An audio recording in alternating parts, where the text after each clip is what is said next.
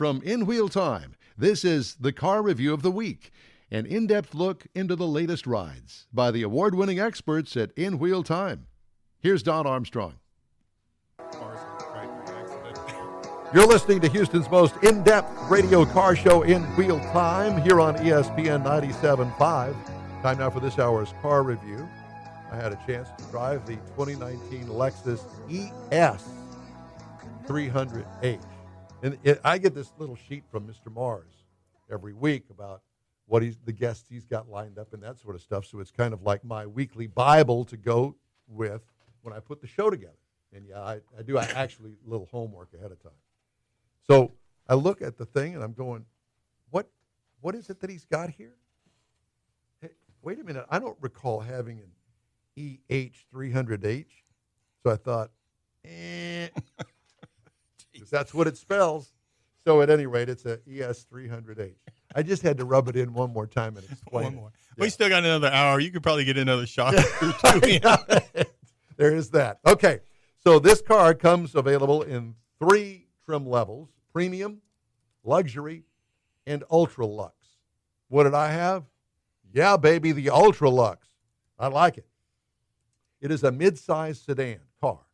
It seats 5 passengers. And I want to tell you right now, this is the Toyota Avalon sister Chassis.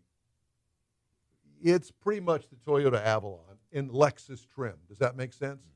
And when I was at a Lexus event many years ago, and I said, so what is there a real difference between? He says, a lot. We have different weld points on the structure, all this different stuff. I don't know whether he was selling me a line of goods, but whatever the case may be, I believed him. It's a very nice car. Let me say that right up front. Exterior features. By the way, this is a complete redesign for 2019. Swoopy aero design. Oversized grille. I normally don't like it very much, that big spindle grille. It kind of overpowers the front end.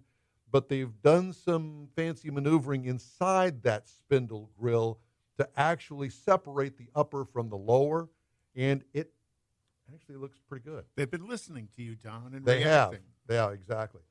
It's got a rear spoiler on it, believe it or not. It makes it look sportier. Lower valance panel in the back makes it appear to have dual exhaust, which it does not. And I'm going to tell you why it doesn't have that, and you're going to go, you got to be kidding me. And no, I'm not.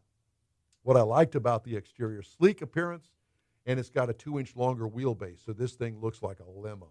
And it doesn't look like a limo. You know what I'm saying? It looks really bad to the bone. This to me, would be a killer car to go down the highway at 70 or 80 miles an hour to any. This is a road trip car. What could use improvement? Nothing. Don't touch it. Interior highlights: unique, different, sexy, well laid out dashboard. It's got ultra comfortable seating in it, quality materials, nice leather, plenty of rear seat leg room. Cargo and trunk room is adequate.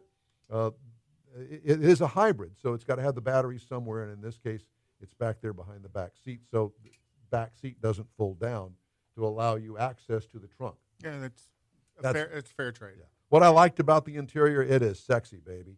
What could use improvement? The infotainment finger control. It's kind of like a joystick. You just use your finger across a pad to control the actual infotainment system screen, which is up in the middle, top of the dash, too far away from you to use a touch screen. I don't particularly care for it, and other reviewers don't particularly care for it either. It is what it is. It works, but takes your attention off the road. Yeah, it does. Finger and is. I don't think that it's necessary, but it sure does look good inside. 2.5-liter, 2.5-liter 4-cylinder gasoline engine with electric motors that turns out a total of 215 horsepower. That's not what? Bad. Yeah, 215 horsepower? You got to be kidding me. My car's got a V6 in it, and it's got 310 horsepower. Well, this is connected to a CVT transmission that works great. You don't even know that it's a CVT. And believe it or not, the 215 horsepower is plenty for this car. This is not a hot rod. Right. But here's what you get in return. 43 miles per gallon in the city, Wow. 45 on the highway. For a combined of 44, I got 44.8. In a big car. In a pretty good-sized car. Right. And so what I liked about it, obviously mileage, exclamation point, exclamation point, exclamation Yeah, because that's mileage you see in these micro mini cars Right. in a full-size sedan. What could use improvement? Okay, so if you're a real old school Cadillac V8 horsepower guy, I get it. But if that's the case and you want horsepower, this ain't the car for you. Get the regular straight V6. Right. It's got Yeah, over just don't 300 get the hybrid, horsepower. yeah. Right. But then you sacrifice the gas mileage. What I liked about it, the ride and handling was smooth and luxurious without floating across the pavement like an old mobile. What could use improvement? Nothing. It is a luxury sedan. Base model price on this, get this. You ready? $41,310. $41,310. For a Lexus. Base trim, $44,960. Mine was loaded out, top of the line, got everything on it, $52,294. I think it's a bargain. This is a nice car. Competitors, there really aren't any, believe it or not. Toyota Avalon, its sister, they got a hybrid version, $36,500. Now, the ES350, which is its non-hybrid sister, brother, whatever you want to call it, $39,500. Remember, this is only $41,300 to start off with. And the BMW 5 Series, another non-hybrid, $53,400. There really isn't any competition to this car.